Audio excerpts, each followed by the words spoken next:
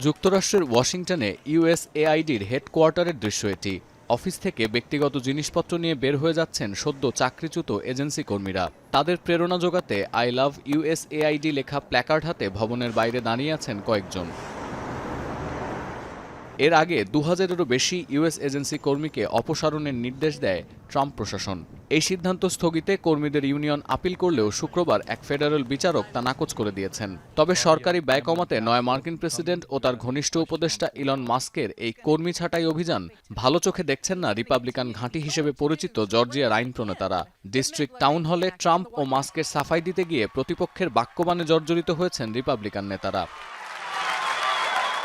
শুধু এজেন্সি কর্মী বা সরকারি আমলা নন, ট্রাম্পের ছাটকাট অভিযান ও শীর্ষ পদে অদলবদল জারি আছে প্রতিরক্ষা বিভাগেও। শুক্রবার জয়েন্ট চিফস অব মিলিটারি স্টাফের চেয়ারম্যান জেনারেল CQ ব্রাউনকে অপসারণের ঘোষণা দিয়েছেন নয়া মার্কিন প্রেসিডেন্ট। ট্রুথ সোশ্যালে দেয়া পোস্টে নিশ্চিত করেন এই পদে লেফটেন্যান্ট ড্যান কেইনকে মনোনীত করেছেন তিনি। কর্মী ছাঁটাই অভিযান চলবে পেন্টাগনেও। শুক্রবার রয়টার্স জানায় আগামী সপ্তাহ নাগাদ প্রায় ৫,৫০০ কর্মী ছাঁটাই করতে যাচ্ছে তারা। শুধু তাই নয়, নতুন কর্মী নিয়োগ স্থগিতের পাশাপাশি কর্মী সংখ্যা ৫ থেকে ৮% কমানোর নির্দেশ এসেছে বর্তমান ট্রাম্প প্রশাসনের তরফ থেকে।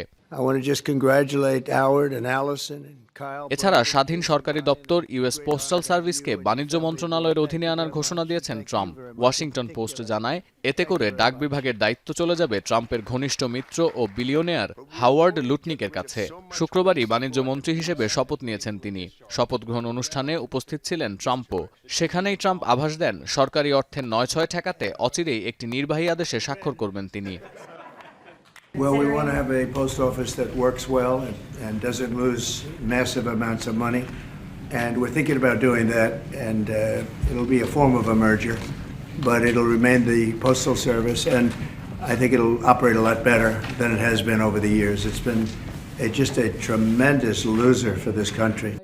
পাশাপাশি মার্কিন প্রযুক্তি প্রতিষ্ঠানের ওপর ডিজিটাল সার্ভিস ট্যাক্স আরোপ করে আসছে এমন দেশের পণ্যে আমদানি শুল্ক আরোপ করার প্রস্তুতি নিচ্ছে ট্রাম্প প্রশাসন।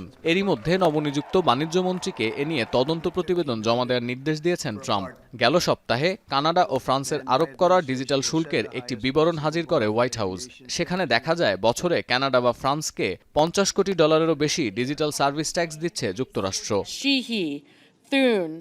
এদিকে অভিবাসন, জ্বালানি ও প্রতিরক্ষা নীতি সংক্রান্ত ট্রাম্পের একটি বিল সিনেটে পাশ হয়েছে। শুক্রবার 52-48 ভোটের ব্যবধানে পাশ হওয়া এই বিলে প্রত্যেক রিপাবলিকান আইন প্রণেতা সমর্থন দিলেও বিলের বিপক্ষে ছিলেন সিনেটর র্যান্ড পল।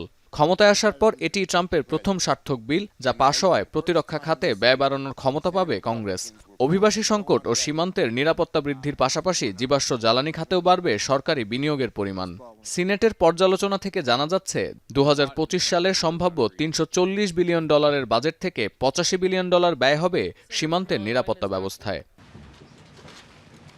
এদিকে আগামী সোমবার ট্রাম্পের সাথে সাক্ষাৎ করবেন ফ্রান্সের প্রেসিডেন্ট ইমানুয়েল ম্যাক্রো। ৩ দিন পর বৃহস্পতিবার ব্রিটিশ প্রধানমন্ত্রী কিয়ার স্টারমারকে আমন্ত্রণ জানিয়েছেন ডোনাল্ড ট্রাম্প।